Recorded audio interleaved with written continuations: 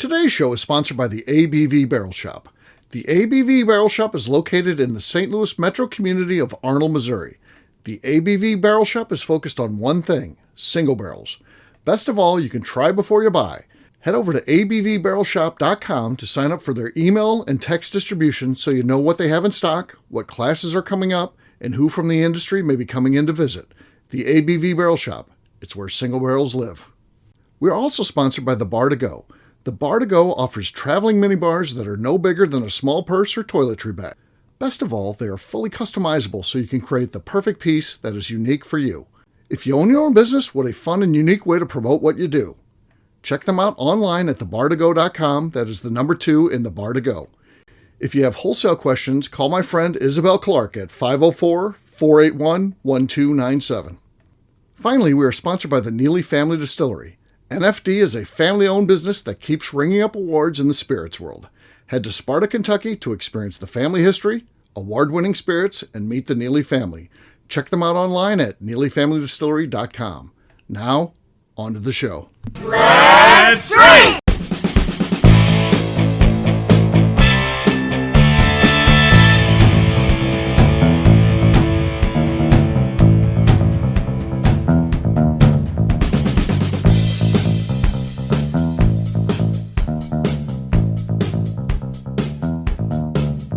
Welcome to the Bourbon Daily, the podcast about everything bourbon delivered to you every day of the week. Today on the show, we talk about the Robb Reports' latest list. My name is Miss Beka Sue. Please join me in welcoming my co-host Steve Akeley, as well as our special guests, Darren McElroy, Kathy Cool, and Bo Cumberland. Hey gang, what's up? Howdy. Hey y'all. Hey-oh, yeah, they're back at it again, the Robb Report, writing articles. We'll talk about that after the break. For right now, KK said there's something she wanted to talk about. What is that, KK? So we go to Key West every year. Yep. We are all fans of the Key West except Darren. And there was something on the Facebook machine about how they were going to vote to start getting rid of the chickens in Key West. And there's all these people getting riled up about it. And I bought in. Swyatt bought in. Beka, you were interested in this topic. I posted about it. Yeah. So it wasn't one of those things where I fell for it like the Pop-Tart bowls. And then, you know, I even like went on the petition, signed the petition, found a website where I could support them by buying a t-shirt. And it turns out... It is not fake, Kathy. Really? It is not fake. I have the inside scoop. Well, sure, you're a local. You're a local. Exactly. I have the inside scoop. It sounded so. The Facebook or the Key West government Facebook posted, "We're not doing this. This is not true." Blah blah blah. But it is true, right? Because if you look at the actual comments underneath that post, they had it on the agenda. They did have it on the agenda. Well, it's quietly taken off when they see the. Yeah, like they tried to make it sound like this was not a thing, and like how could they ever? And then some locals are mad because they're like, well, why do people care so much about the stupid chickens? There's all these other things happening and corruption and whatever. I get that there's other things to be mad about, but that doesn't take away from the fact that you can be mad about one thing.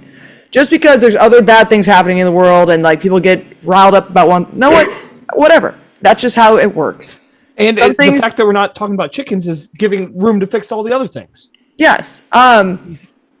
So it was on an agenda. Oh, okay. And so it wasn't completely bamboozled. No, we were not bamboozled. They want it to seem like they're like, oh, all these people are calling and blah, blah, blah, blah, blah. And they're like, how, you know, we didn't even do anything. No, they had it on an agenda at one point. Right. So it was on there because the problem is that people feed the chickens and then they start staying in the areas where people are feeding them. And so then since they're getting food, then they're reproducing more. And so there are a lot of chickens. Sure. But they're protected. But they are protected. But I mean, people still, I'm sure, snag them from the streets and eat some chickens, which, you know, that's. I've heard that those types of chickens are not tasty. Probably not. But, you know, if you're hungry enough. Prices are Right. expensive. This in is the true. US. This is true. But they do, they do relocate a lot of chickens apparently up to some other places because Looks there are it's someone else's problem. injured chickens and so on. Sure. But it was actually on there that they were going to try to eliminate some chickens. All right. So as much of it, it's like they tried to make it seem like the uproar was wrong and false. It wasn't wrong and false. So I can wear my T-shirt proudly that I really want to protect. You can still be like, and also like, guess what? Obviously, the government is going to come out and be like, no, we would never we'd never do that. We can't believe you guys would accuse us of this. Like, we would never do that. Yes, you would. Right. You're the government. Yeah. It's what you do. You can't even help yourselves at this point. It's just like do weird shit that like, because like some fucking dude, like probably, and I don't know if this is true, but I'm just assuming some guy in city council hates chickens, like, cock-a-doodle-doodling in the morning, I'm sure. And so he's like, no, let's kill some of these fucking chickens. Yeah. So I feel like it's my job to be the buzzkill and be anti-chicken on the show. Okay. Here we go. Never been to Key West. Never been to Key West. Yeah. But I do know something about population genetics. And so if they're taking chickens out, are they ever adding chickens in for fresh genetics? Or do we just have a group of inbred chickens that have been there since the 60s or 70s? We don't care that they're inbred. They're not really going to be that inbred though, Darren, because there's so many chickens and like they produce and they die so quickly that like they're going to get to different bloodlines. Well, what was their initial population size? If it's anywhere less than 1,000, you have 20 generations before you have. There's more than 1,000. There's more than 1,000. Oh, really? There's shitloads. I did not know that. No, there's definitely 20,000 chickens. Yeah, there's probably like 20,000 chickens down there. Yeah. Okay, well then overpopulation. And baby chickens are running around all the time. I mean, but I mean, that's just, that's what happens. I can see where a rich guy who lives there and, it's like, because I wouldn't want them in St. Louis. It doesn't really apply anywhere else. So I could see where you're like, we want to get these chickens out. But at the same time, you look at that, that's fucking Key West. When you're all these open air restaurants. Don't move to fucking Key West if you don't like chickens. Right. That has to be one of the requirements. It's like literally their like symbol down there, other than the conch. Like it's the fucking chickens. All you see everywhere is chicken art, chicken fucking ornaments. Everything is chickens in Key West. If you don't like chickens, then move to fucking California instead. Move literally anywhere else other than Key West. Any of the other keys. They don't have chickens. Or a different key, yeah. Right. Go somewhere else. Go to a different key.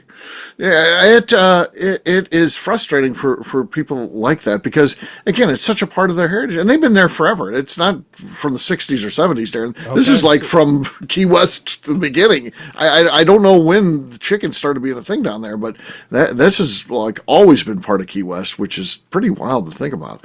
And and they're just walking in there, and again, they found a way to just exist side by side with humans. I mean, it's just part of it. No one's. I mean, some restaurants will put like squirt bottles in there because they are so aggressive they come in there. But that's about it. Other than that, the chickens are just walking around, and most of the part you don't pay attention to them. And all that happens is people are just so it is a tourist town. All the tourists are so happy seeing chickens because it's part of the experience. Yeah, exactly. Like you walk down to what is it, El Pepe's or whatever it is out by Mallory Square? Yeah. El Pepe's? Yeah. What it's called.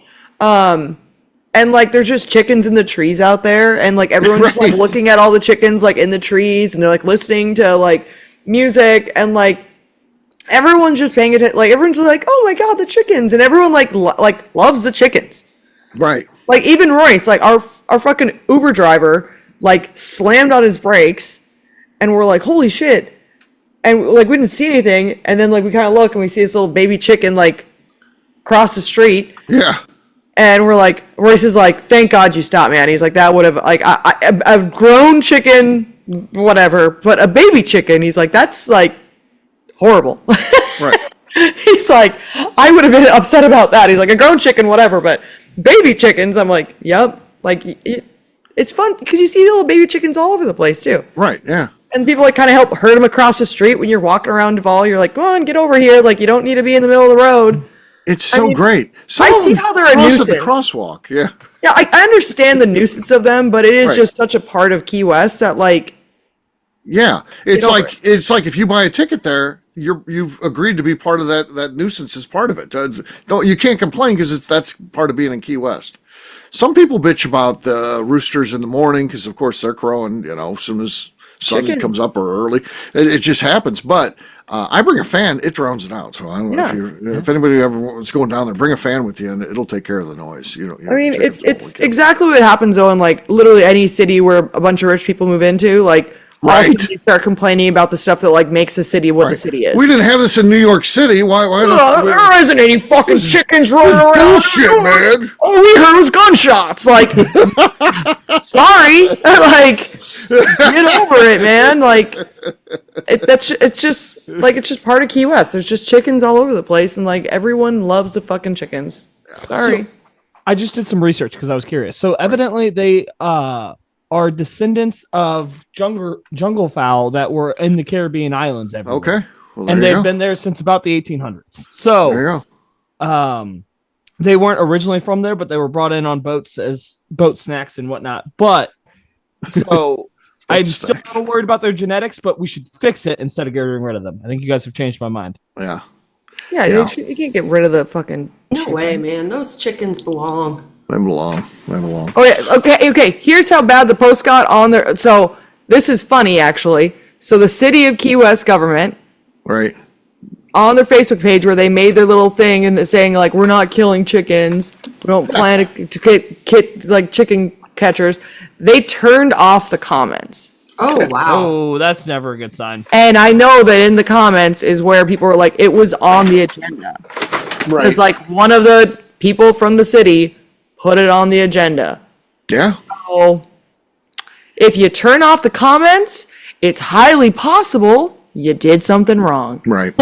What government forgets, and this is a unilateral, this isn't a Key West thing, but government forgets is they work for us. At the end of the day, they work for us. And sometimes they can sneak things through and stuff like that, but you put it on the agenda, and the right person sees it and puts it out there. Believe me, that woke the public up. In like 12 hours, they had like 16,000 signatures on that thing. I mean, that... I guarantee that they were fucking thinking about it. Oh, yeah. There is no way that they were not like, it would be kind of nice to have less chickens around here. What if we just, like, caught some and, like, killed them and whatever? Right. Like, and they, apparently they were talking about, like, bounties and stuff for it. Like, there was a whole thing. Yeah. And the people who live in Key West commented all this stuff. Yeah. And that's why the comments are all gone and they're shut off. Yeah. So evidently they did hire a chicken catcher to decrease some of their numbers a little bit. In 2024, it's a city position. I was just reading. The local chicken catcher. The local chicken catcher. There you go. But yeah, again, that's not killing them either. So a catcher is different than what they were proposing. They said that they were relocating them is what they were doing. Right, right. So to the fryer. Yeah. No. There's just because Kathy said it, there's a 30-acre conservation area outside of another Florida city, Fort Myers, that they relocate a lot of them to, evidently. Okay, there you go. Just live their best chicken life. So there you go.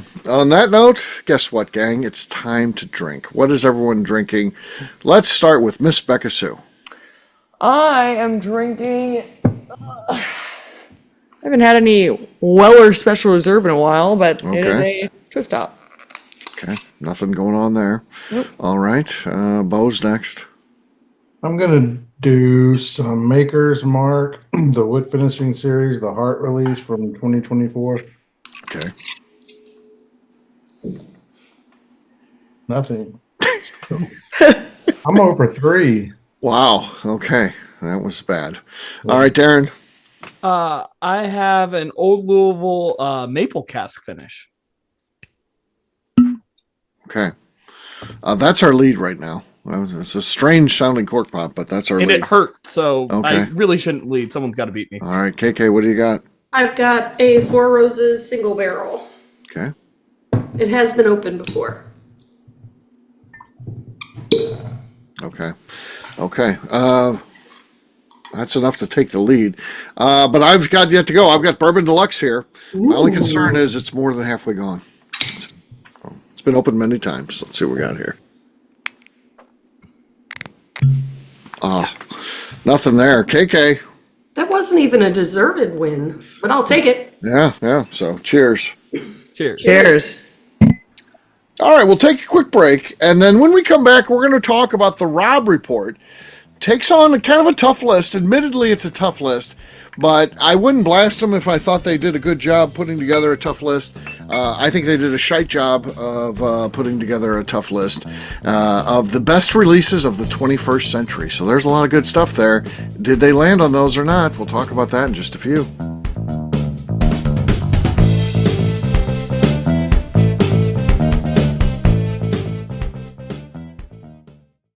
Okay, let's talk about the people that make these shows happen. First up is the Stave and Thief Society. Via their in-person class at Moonshine University in Louisville, Kentucky, the Stave and Thief Society is the place where you, a bourbon enthusiast, can expand your knowledge and emerge an executive bourbon steward. In 2017, I completed my executive bourbon steward certification. It's the most comprehensive bourbon certification available and connects you with an expansive network of bourbon enthusiasts and professionals. Check out the full listing of in-person and online certifications and join the society today by enrolling at staveandthief.com. Speaking of Executive Bourbon Steward certification, the ABV Barrel Shop in St. Louis, Missouri has developed a unique partnership with the Stave and Thief Society to offer a preparatory class to assist you in getting your Executive Bourbon Steward certification. This prep class costs only $25 and is available to take live or online via Zoom. Graduates of our class receive a coupon code good for 15% off your Executive Bourbon Steward certification held in Louisville, Kentucky. This saves you almost $90. Additionally, you can collaborate with fellow attendees to split travel costs when you go to Louisville. If you're interested in signing up for the class, simply head over to abvbarrelshop.com and check out the classes and events page. Last but not least, we are sponsored by Neely Family Distillery. Royce Neely is the 11th generation distiller in one of America's oldest distilling families. A visit to Neely Family Distillery takes you through family history, where you can see all the artifacts and newspaper clippings through the years from this family that started distilling in America after James Neely arrived from Northern Ireland in 1740. Today, Royce Neely and his team are crafting some of the best spirits in America. Their bourbon and absinthe offerings keep winning top honors in the spirits competitions. Recently, their absinthe made history as the first platinum winner in the absinthe category at the San Francisco Spirits Competition. Neely Family Distillery is definitely a bucket list destination if you are a bourbon fan. Learn more about their spirit offerings, visiting their facility, and the awards they have collected over at NeelyFamilyDistillery.com. And now, back to the show.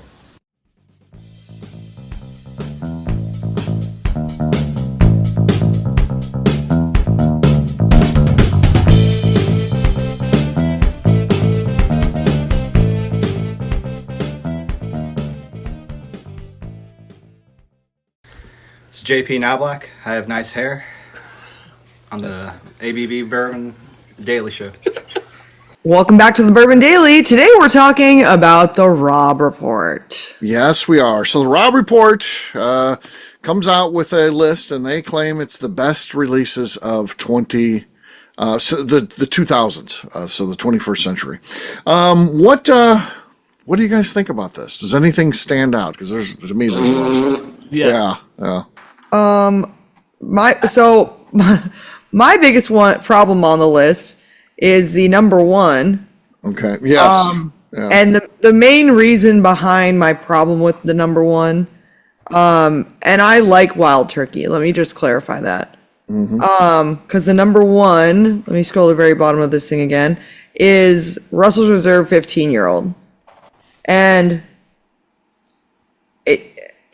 my biggest problem with it is just I've said this not too many times, I don't think, on the show. I fucking hate Russell's Reserve. Okay. I don't know why. I have never liked Russell's Reserve.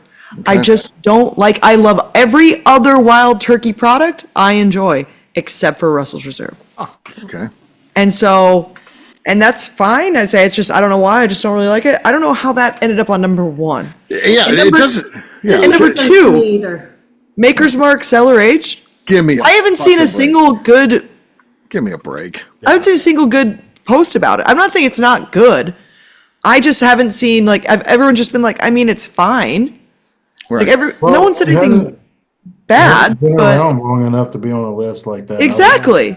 Also, going back to Russell's 15, the Russell's 13 that I've tried both. I haven't. There's a couple different like bottle variants of the 15. I've only had the one, but I liked Russell's 13 better than 15.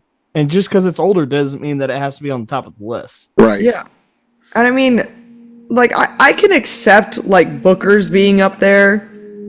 The 30th anniversary. That was a great release. That one makes sense. That's number 3. Number 4, it just says Four Roses single barrel. Right. Like I do Let's think. not forget. Al Young was released during the 21st century. Yeah, It didn't make the list.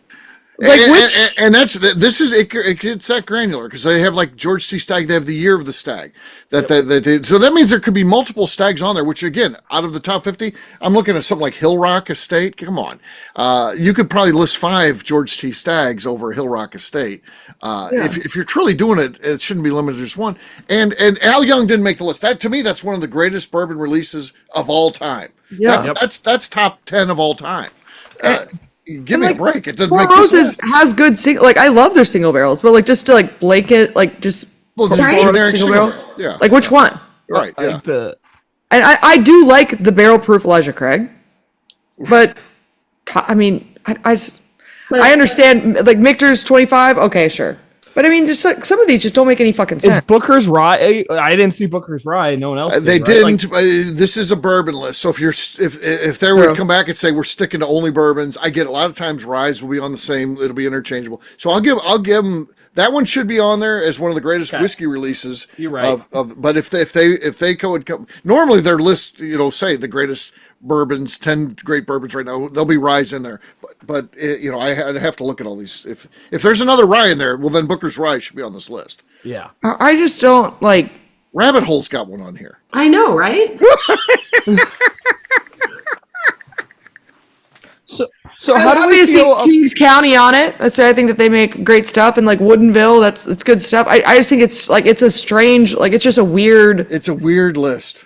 So It's how do all we feel about like all of the bigger name, like the one I'm going to use for an example, Woodford Reserve Double Oak is 10 years, which is a product that was released this century, and it is in every liquor store now. I feel like it is deserved to be the number 10 on this list. It might not be the best whiskey, but the impact it had for the industry, I think it did a lot, and it kind of makes sense to have some of those staples on there. I just that's fine. I Yeah, don't know but I'm about gonna cracking the point top out- 10. Yeah. I'm going to point out Larceny came in higher than that one, didn't it?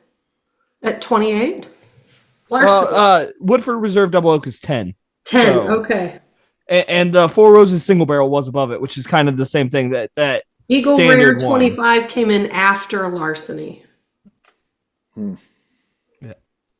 Yeah, I just like it's a really wild list. Yeah. It's just like they just Googled. I know. I think what they were trying to do is grab something from all corners of bourbon and kind of cover the whole thing. Wait, Well, 29. say that's what you're doing. Right. 29 is Dickel bourbon. Just Dickel. generic Dickel bourbon, not a special release they did. Not that one that won the 1 year, won best whiskey in the country or the world or whatever these awards are. Not that, just regular Dickel bourbon. Come on, man. You're not even getting the best options from individual companies. I mean... Yeah. So, example of that, not even the best options from individual companies. Kentucky Owl Batch 12 of the bourbon. You know how many Kentucky Owls deserve to be on this list? None of them are Batch 12. Right. Batch 12 was post Dixon Deadman, and there was so many. Like the earlier Kentucky Owls were game changing and were fantastic whiskey when I got to try them. I don't think 12 is the right answer at 42. I think there is. You could take almost any other release and have more of an argument. Yeah. Yeah, to go back, Beka said Kings County, and it's just their regular straight bourbon. They've done some great, amazing special releases. And if they're like, well, we're trying to capture their an overall essence of the company. No, you're not, because like with Buffalo Trace, like I said, George T. Stagg, it's the year. So you go down to special releases. Then if you're going to do that, then you give us the special release that was the best from Kings County. Don't do that. Yeah, and that's the weird thing is like some of them are special releases, some of them aren't. Yeah. And also, there's a ton of small batches on here, which I think is a little bit wild, but then also, I don't know. I think it's, I don't know. I think it's a strange, also, will it pot still? Like, why is that on any list? I don't know. Like, why what are you talking about?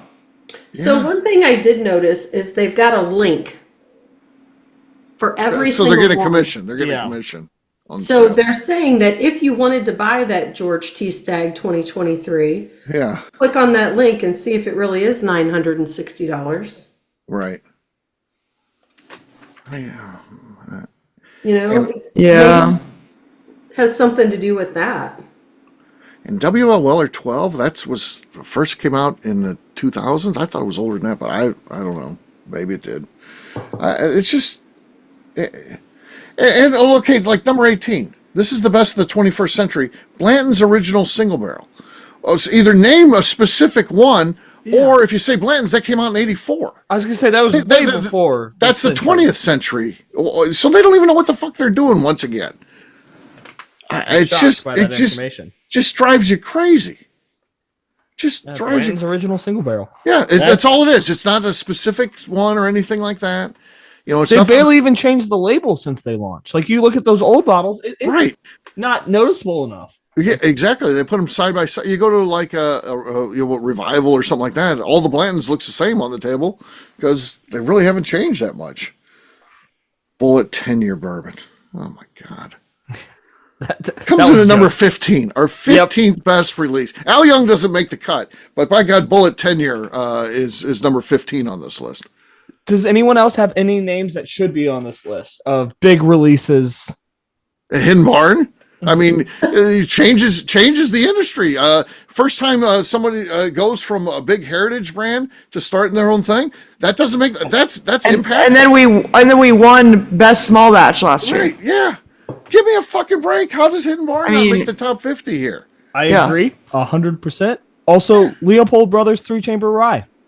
Well, again, it's a rye. You're back to the rye. I have seen they have all bourbons here. I've been looking. Yeah, they do have all bourbons. If they slip a rye in here, then I'm going to be pissed because there's some that belong on here. But Leopold Brothers 8-year-old bourbon finished in rye barrels, just so I can save face.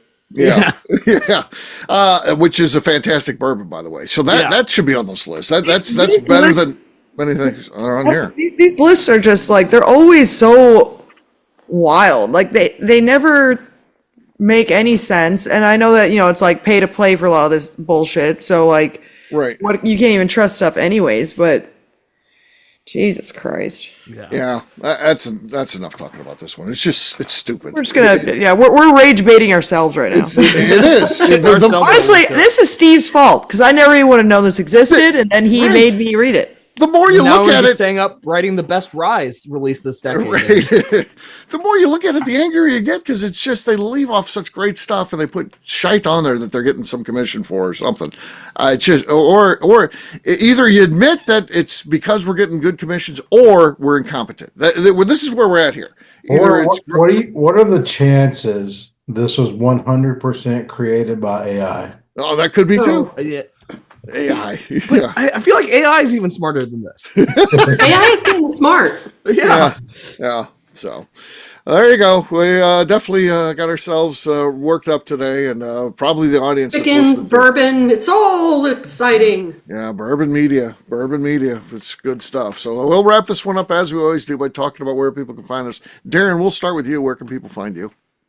You can find me on Instagram at The Bourbon Adventures. All right, KK.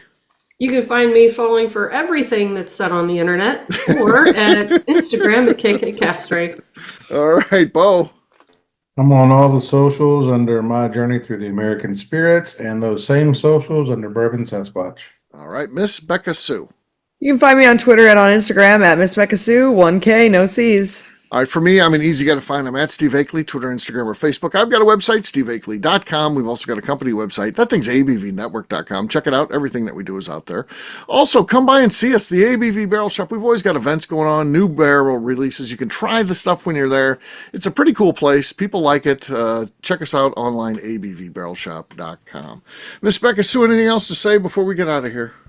I'd just like to remind the audience to please give us a 5-star review that includes comments. It helps new people find the show, which is very important to us.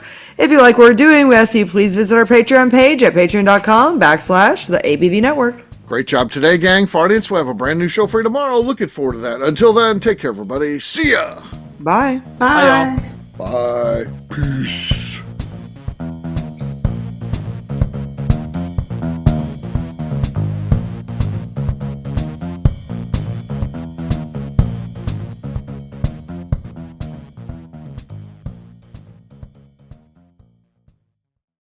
Before we let you go, let's talk about one last thing. The ABV Barrel Shop in the St. Louis community of Arnold, Missouri. The ABV Barrel Shop is focused on a couple of things. First of all, single barrels. We are the place where single barrels live. We go to distilleries, taste through the whiskey, select the best barrel, and have it shipped to our store where we present it to you, our customers, by allowing you to try before you buy. We're also known for the classes that we have in our education center in the store, as well as the events we have with industry professionals from the bourbon business. If you're in the St. Louis area, please come by and visit us at 6 Fox Valley Center in Arnold, Missouri. Or at a minimum, at least sign up for our email and text distribution so you know exactly what's going on in our shop over at abvbarrelshop.com. This is Steve Akeley, owner of the ABV Network, signing off. We thank you for listening to our programming and truly appreciate your support. The Bourbon Daily is part of the ABV Network. For more information or to become a sponsor, please visit abvnetwork.com. Thanks for listening and cheers. This has been a Steve Akeley production.